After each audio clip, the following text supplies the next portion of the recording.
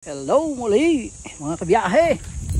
Eto, pinasyalan ko naman ang bukid ng aking biyanan. Eto, kasama ko ng aking esposa. Ayan, ito ang kanilang taniman na mais. Ayan taniman nila na mais. Tapos narito yung mga daming daming mga ang tawag dito, guyabano. Yan, ang lawak ng taniman ng mais.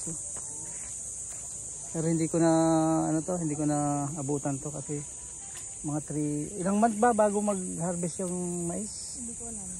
3 yata. Ayan, ang ganda talaga yan. Ang ganda yan lawak baka mapaka mo yan Yan. Napakaganda talaga ng buhay dito sa buhay probinsya.